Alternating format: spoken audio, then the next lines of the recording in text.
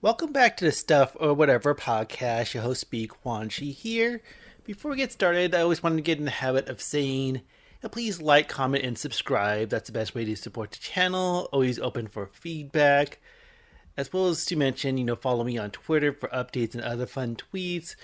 And as well as on Twitch, if you want to see me live stream some games. And those VODs do also get re-uploaded to my YouTube channel, so you can always check that out as well.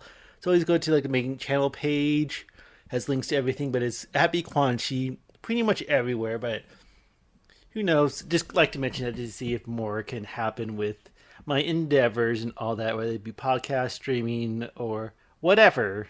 But yeah, just feeling better about this week. Last week I took a little break. It's kind of funny, like I mentioned on stream because it's streamed later in the week, but I don't know, you kind of have this weird commitment to a hobby even though it doesn't feel like it's much is happening. I'm still enjoying it, and I think sometimes it even helps to just, I don't practice talking, if that makes sense. Whether it be on stream, playing video games, or doing this thing. So, we'll appreciate any feedback, and yeah, well, who knows what happens down the road.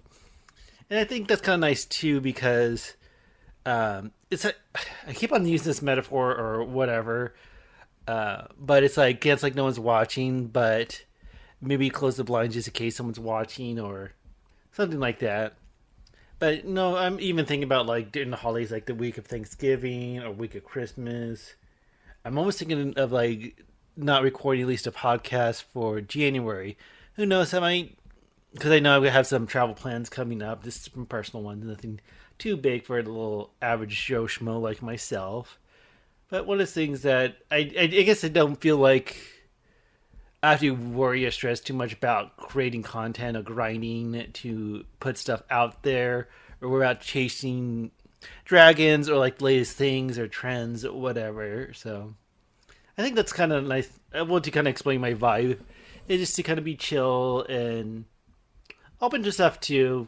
I been kind of thinking about putting some other videos and editing and all that, but be very simple, because I think that's one thing that kind of slows me down too. Is I feel like it's not, if I do put other stuff out there, it's not going to be as good quality, stuff like that. Like what's out there, I did a Danganronpa video and stuff like that. I feel like I wish I would be able to do something a lot more better presentation wise, but essentially, kind of wish I had better editing software, because I use a cheap, well, I say cheap, but it's actually free. It seems like a decent one for not having a stupid watermark or whatever on your videos. I do miss. I said it a long time ago too, or it's been a long time since I even used it. But Adobe Premiere Pro is something I really wish I would have again. But I just, for a hobby, I don't feel like it's quite worth investment unless it's something you're actually doing productively in terms of income and stuff. Though, if anyone knows any video editing programs or anything like that, like Adobe, it doesn't do that stupid watermark, I'd be interested to know, because I always feel like I tried to Google that and I never really get any good results. But nevertheless, one thing I wanted to talk about is Facebook. And yeah, I think it's been in the news a lot, and stuff like that, like the new name for Facebook, Meta. I was kind of glancing over. I think at the end of March next year, we might see the actual changes. I think it's kind of stupid, maybe a big publicity stunt, and who knows if that's going to make them money or not. Me, Facebook, because I know some people feel like Facebook is becoming old now. I kind of enjoy it enough just to kind of it's connect with my friends and family and stuff like that. So I kind of just having that little bubble. There's about all the advertising on Facebook and brands, and I've been seeing more of what they call, I think, Reels, which is kind of like TikToks or YouTube Shorts or Vines, or back in the day, kind of similar to that. So I keep seeing that pop on my feed, but I feel like a lot of them look like clickbaity, or hey, watch this, and something happens to use. I just kind of skim through them. And I see a TikTok watermark as well, so you think it's just TikTok's re-uploading, and I think I see that on Twitter too. But for me, Facebook is that nice little bubble. Hey, this is my personal social life, and then Twitter's fun too. Sometimes I wish it would be more. I had more of following, more interactions and things like that. But I like to follow like different creators or cartoons and television and all that. Maybe gotta get a habit of like following more. But I feel like when it comes to like my media consumption or even news, whatever, Twitter's kind of my good place to go. I don't do the TikTok. I just feel kind of lost at that. But I don't know. It seems kind of like a fad, but it definitely seems like it's here to stay. So yeah, and I remember back in the day, like with Facebook, it was like so big. Everyone was so obsessed with like friends list and having so many friends and adding friends. And I think there's that South Park episode too that really painted that picture of like having so many friends. And if you have very little, it's like your social standing or your social status. Like the more friends, the better of a person you are. And honestly, me like over the years, I do like a yearly purge, and actually the last year or so, I don't think I've really done it.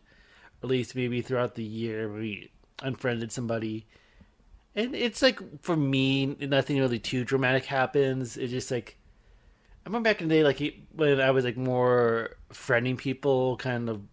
I don't want to say blindly, but like when you see people like friends of friends and maybe haven't actually met them or communicated with them much, and like, oh, I'll friend them, we'll see each other's feed, and make more of our connections. And when those connections don't happen, or you kind of drift away from people you kind of interacted with, it just kind of I don't know, it kind of bumps me out a little bit if I'm honest. But yeah, I think right now I have like 50 Facebook friends.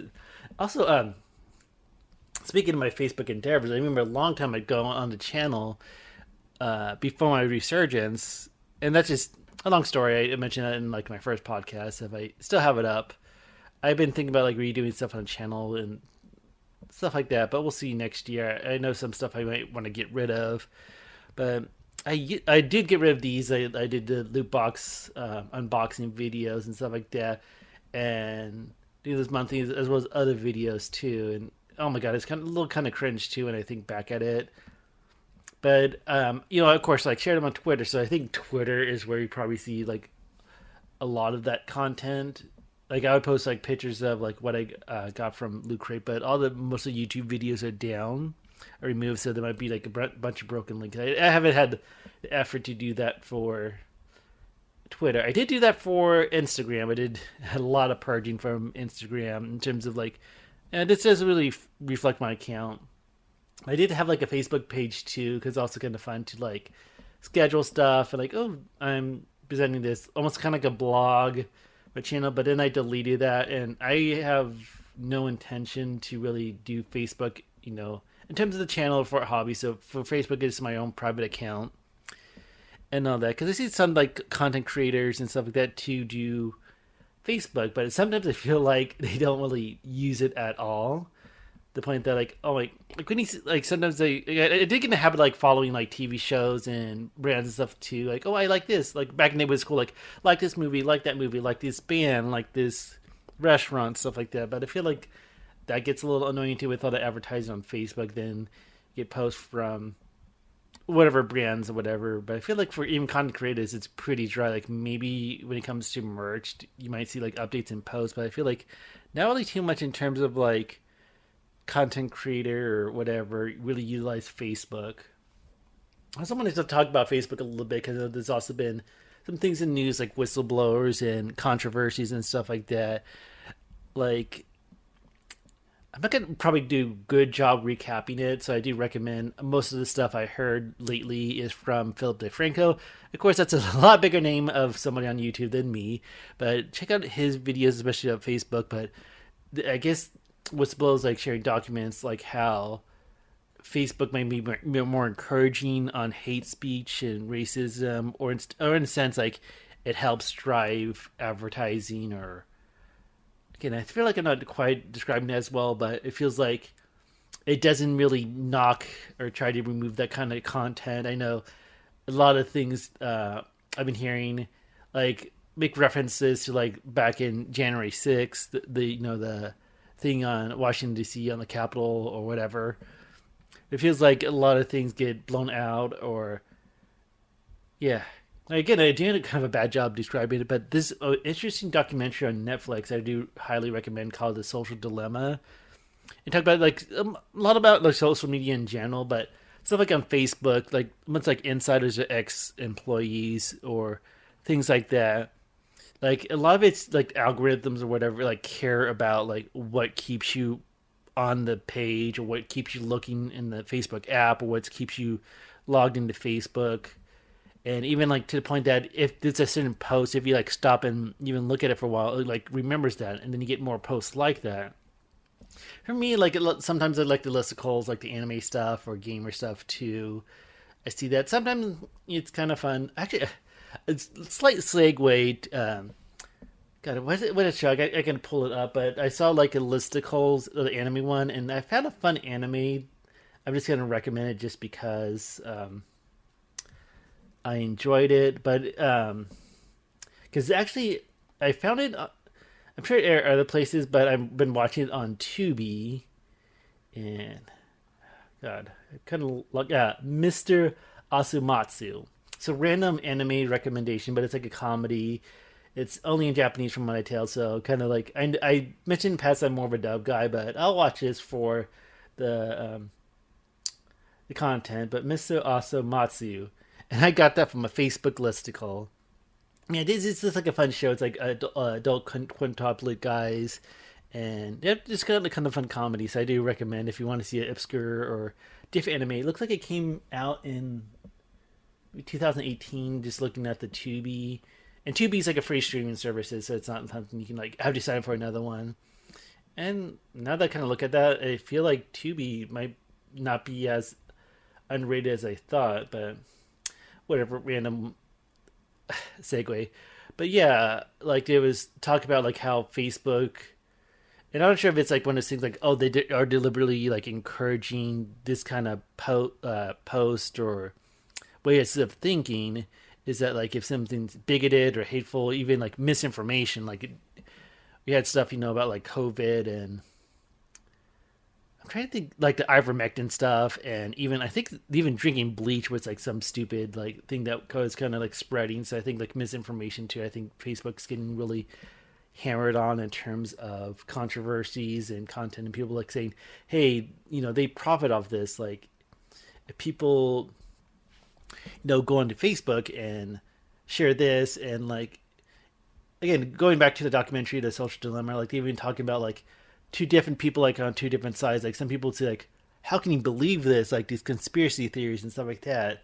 But the thing is like you're not seeing what they're seeing, and they're not seeing what you're seeing. It's just like it would show you what it thinks it wants you to see. It shows you what, like, hey, you would click on these websites, you would click on these articles, you would click on these ads, whatever, based on what you look at before. So if you're if maybe more bigoted articles drive your attention, it's going to pick up on that and feed you more of that.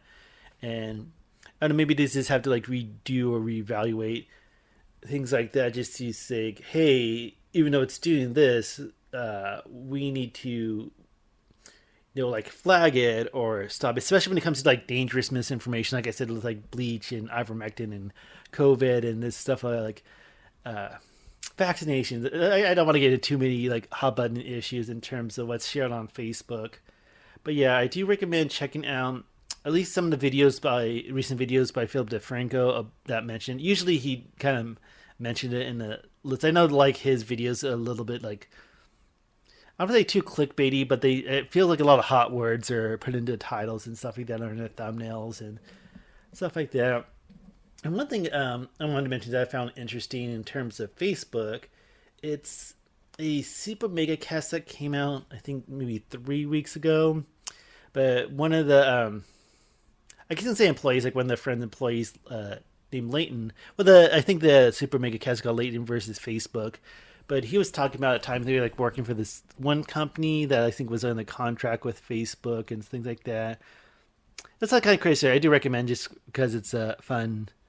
Maybe not quite fun as a word to play. I just find it interesting. But he said like a lot of the job was to like Facebook would like fish a lot of posts that were not that good, like maybe like illegal in terms of well, definitely illegal in terms of activity. Like they would see like crimes, like murders being filmed and posted on Facebook, some child stuff, like I don't want to quite use the words together, but child stuff that are maybe in the sense of not wearing clothes and not being very not definitely not being appropriate, but yeah, I think he did mention like a big settlement and stuff like that too, but he mentioned other stuff for the company. But God, I can remember well, that's not what I can't imagine like that because it feels like they got like a very like entry level just whatever people looking at this kind of content like very violent or very disturbing content and not knowing how to process it. Kind of feel like you would need somebody with more experience or stuff like that because I can only imagine how much of a mental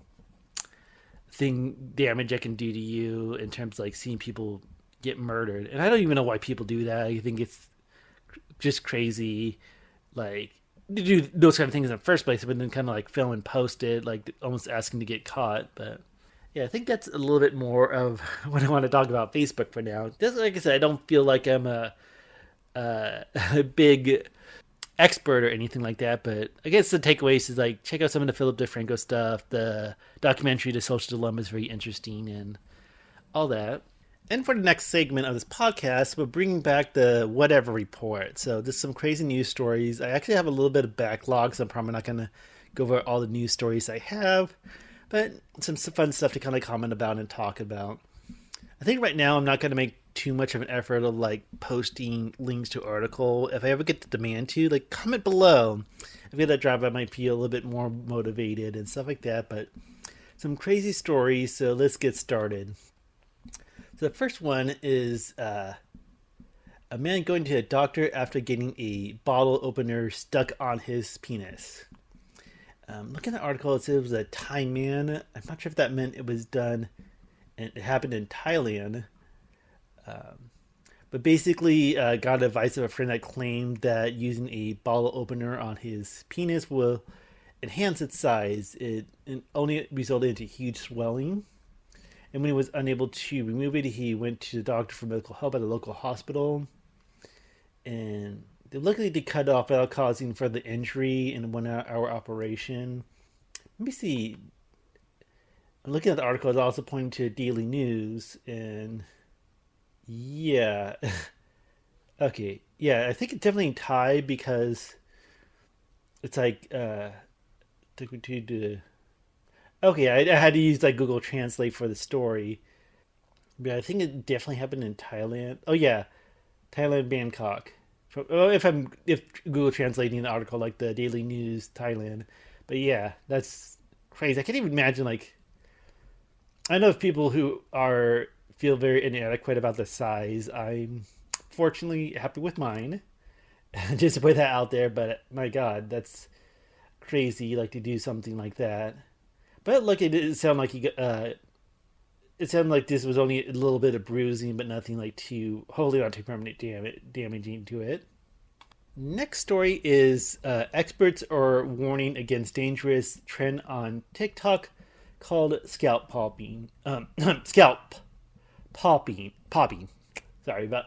But yeah, I don't use TikToks. I don't know what the deal is, but I think the deal like what scalp popping is to grab a chunk of your hair and then it's pulled out really quick and it causes a popping sound. I don't know why anyone would do that. That sounds really, really stupid. But they said like some of the issue it can cause like soft tissue damage, bleeding under the scalp, possibly infections, and like permanent hair loss, damage to the head and neck from the hair being pulled out. But I don't know. It's just one of those things like why would somebody do that? Why would that trend? Why would that be popular? But scalp popping. Why am I popping? Why am I having trouble with that word? But scalp popping, and I feel like lately that's like TikTok for me is just seeing like dumb, stupid trends kids are doing. Like I think stuff like messing with bathrooms in high schools or whatever, but yeah, don't pull your hair out like intentionally. Only when you're stressed out. And if you do, maybe use something like Keeps or whatever. If I had a brand deal, that would be a perfect segue for like that brand deal. Like I've been hearing Keeps a lot when it comes to like podcasts and other content, but nope, just some average guys. If someone wants to sponsor me like Keeps, I would find great ways to work that into the podcast. Next is a short story. It's about a man, burglar, and he says a motive to burgle and steal was to see his girlfriend Emma. But that's not the crazy part. The thing about Emma is that she's imaginary, and he only gets to see her when he's tripping on meth. Oh, and the best part, you never guess which state this happens in America. If you guess Florida, you are right, and you should get a cookie or something like that.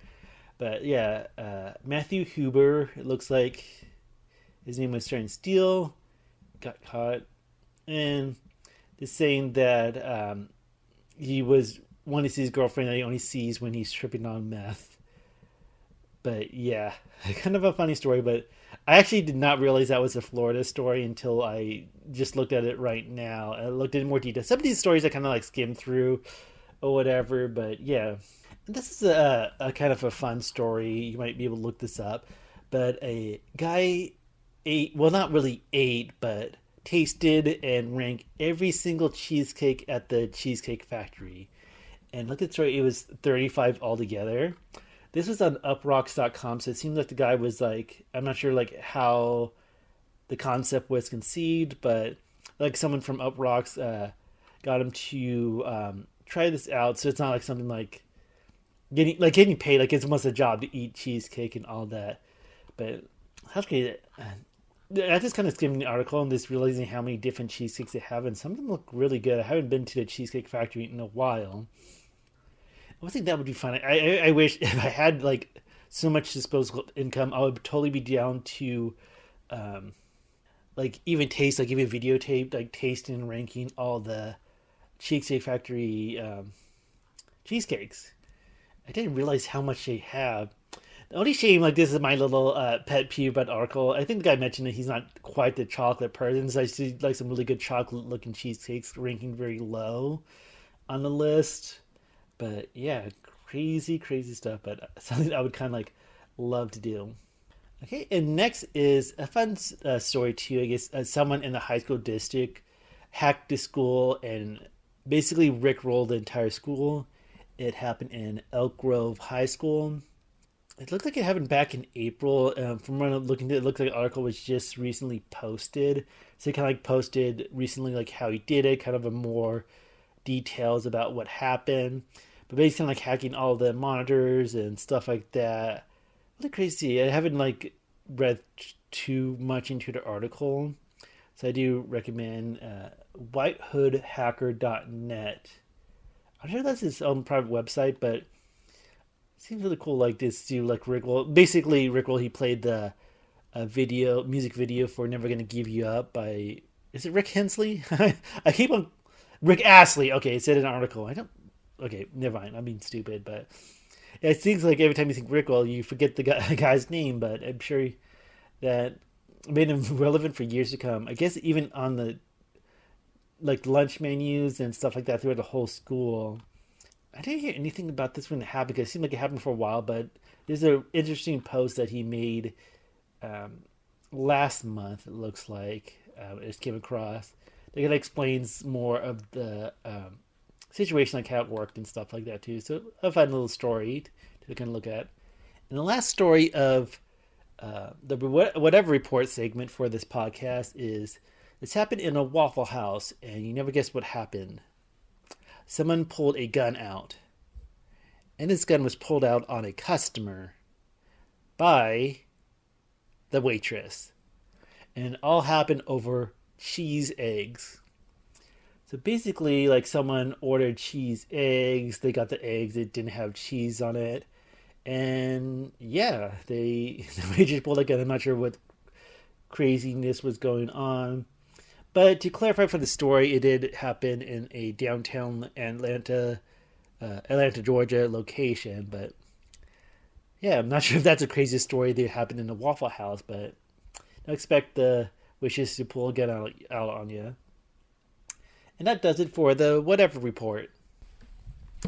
Okay, the last thing I want to talk about on this podcast, something I kind of thought Just talk about it. I don't feel like it's a subject I'm too knowledgeable on, but when you see like little snippets and stuff like a trend on Twitter or whatever, but talking about cancel culture, 'cause I feel like a lot of times it can be helpful when you expose somebody who's done things like really wrong, shitty, illegal, things like that. But sometimes I feel like it's too out of hand. I'm not sure if it's like being too sensitive or someone just barely putting fake information and everyone believing it or jumping the gun.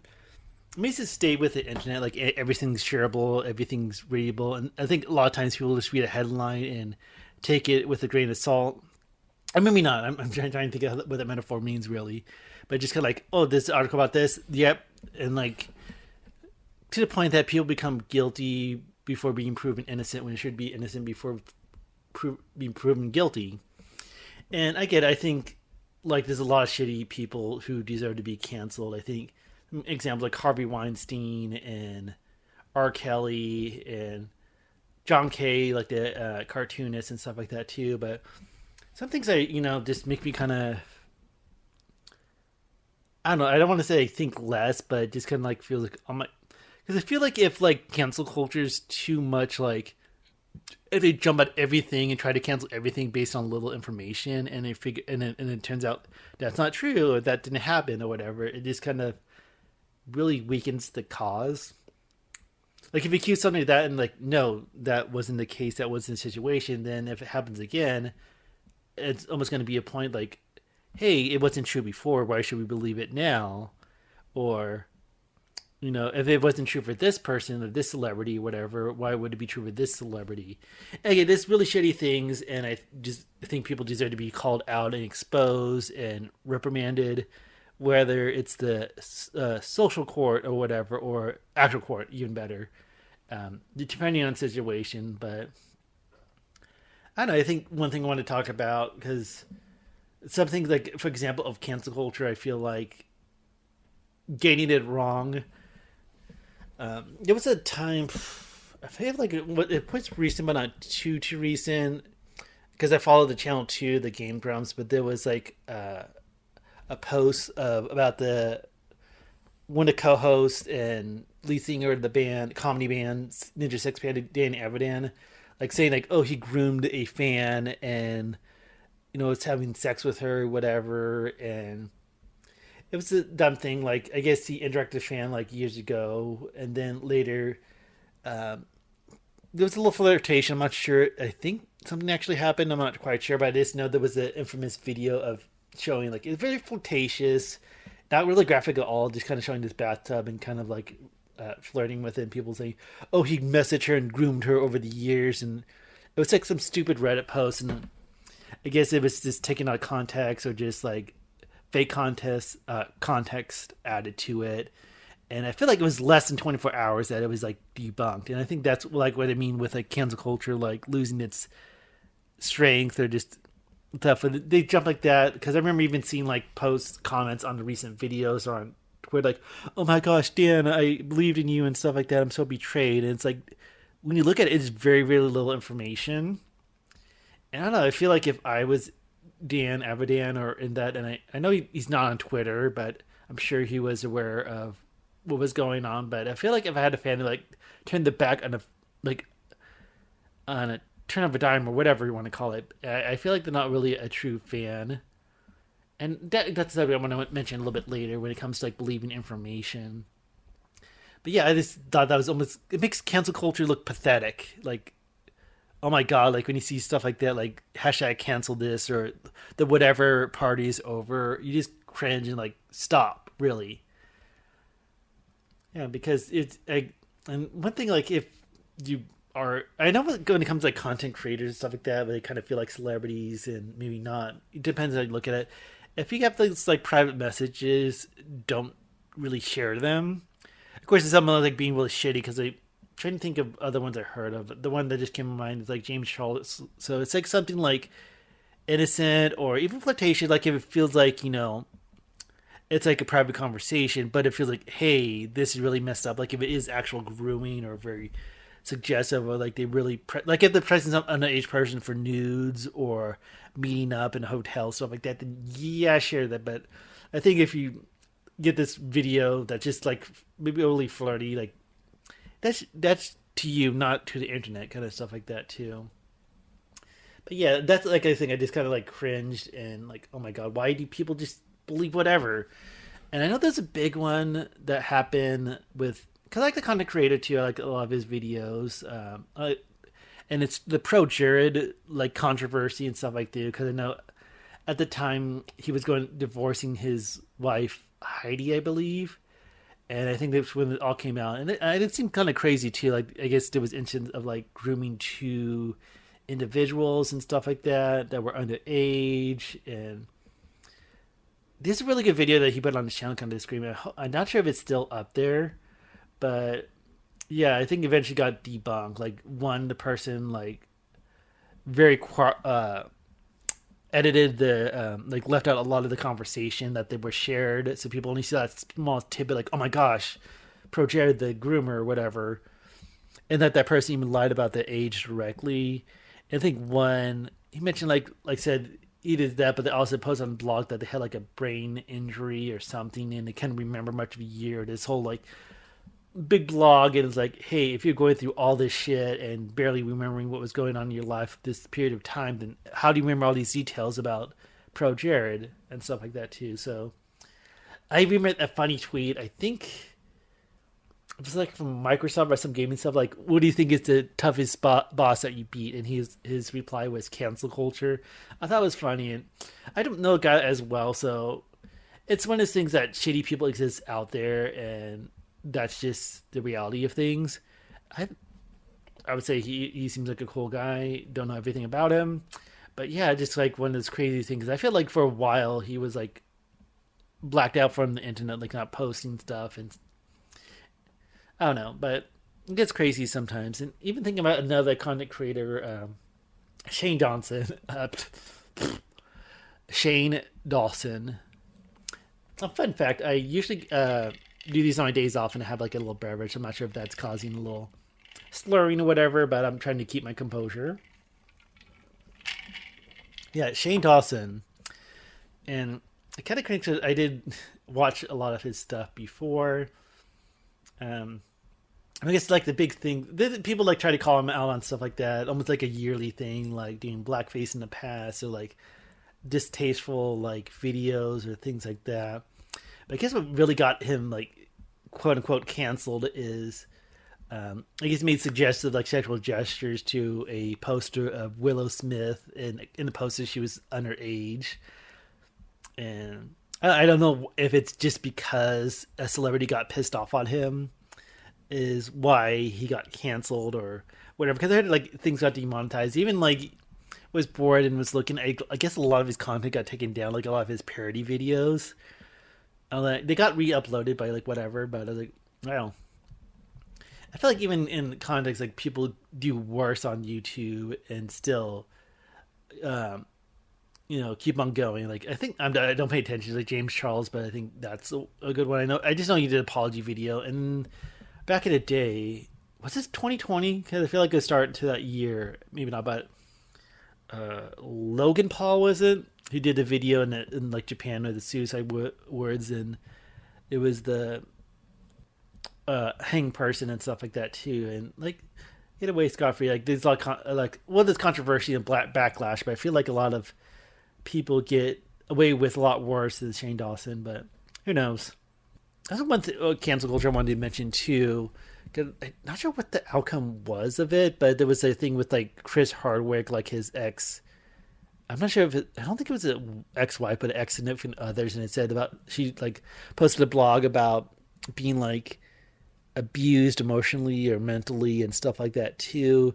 And everyone's saying, "Oh, that's Chris Hardwick who did that," and things like that. And I think she didn't really mention him by name or really called him out, but I know for a while like they were doing the Walking Dead after show, The Talking Dead. I think at the same time that game show The Wall was on, and they kind of cut that out, or I think they tried to get LeBron James on it. I'm not sure. I don't remember seeing that, but I know he kind of like stopped posting him for a while. But I think he's back because he was like the big like comic convention guy or the talk like big, maybe like nerd show, like Walking Dead was a big one, but like the big after show kind of guy. And I'm not sure whatever happened to that. And I don't know, it's gonna people that jump to their own conclusions, and it can hurt and damage reputations and careers. And if it did something bad, then yeah, that sucks and all that. But it's kind of because I don't remember the individual. I don't even remember her name, but even calling Chris Hardwick out or identifying him, and people just jump to their own conclusions and stuff like that. So again, I've never been in that situation of being abused, whether it be mentally, emotionally, sexually, or anything like that. So I can't imagine being in that situation, having the strength to come forward. And I feel like, always sympathize with the victim.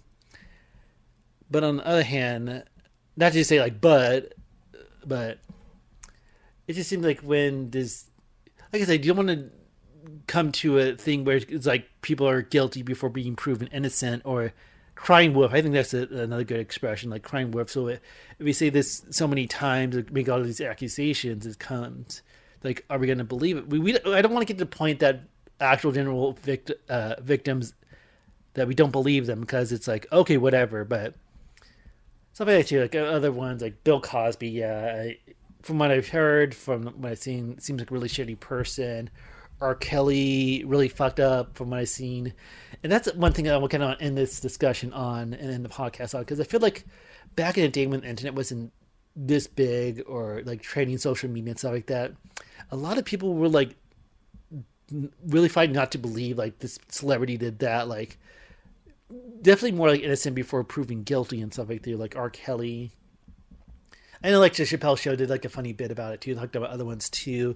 Even there's a funny episode of like the Boondocks too. Like people's like saying, "Oh, he didn't do anything," like the trial of R. Kelly and stuff like that. But I think that was like back then, he was just peeing on an underage girl, and not to say that there's a lot worse things that from what I heard he did. So that makes that look like something like, oh, just that, like probably worse, like was trafficking or abuse or stuff like that. I don't know the whole story, and I don't think I can really repeat it in good faith in terms of being accurate with the information.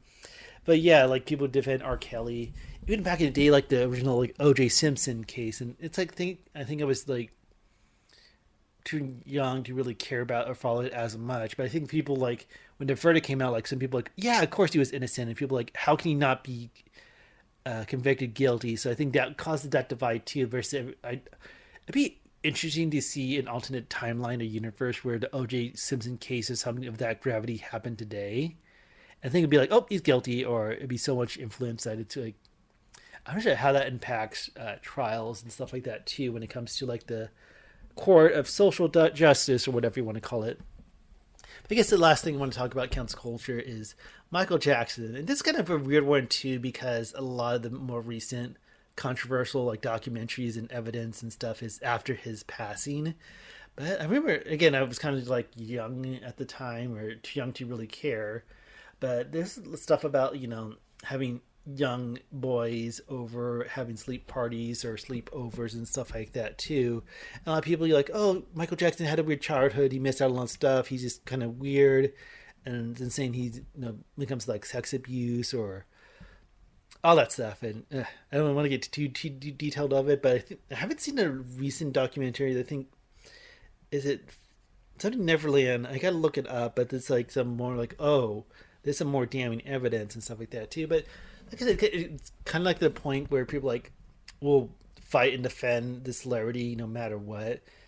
And people are saying, oh, no, that didn't happen. Like there was like young children giving like descriptions and stuff like that too. And people can argue like, oh, these kids were like coached or told what to say, or they're giving all these specific details. That's really, damning evidence. But then it's like, oh, why are these kids noticing all these details, like describing this or like a birthmark or whatever? Again, I haven't heard or really deep dive into all that information, but yeah, people will like kind of like defend and stuff like that too. I'm sure there's like a lot of other cases too where people like, oh, like if something happens like decades ago happened today, then people are like, oh, cancel this celebrity or cancel that.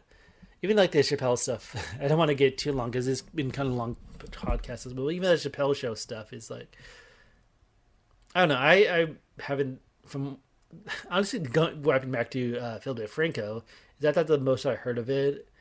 is what he said. What was gone with like Netflix employees and stuff like that too. But I think I've been rambling too much, so good way to end the podcast. And yeah, like I said, like, comment, subscribe. Best way to get feedback. We'd like to do more interactive stuff on the podcast channel and all that, but appreciate taking time to listen. The very few of you who are listening to us right now, but thanks so much and have a good day and see you next time.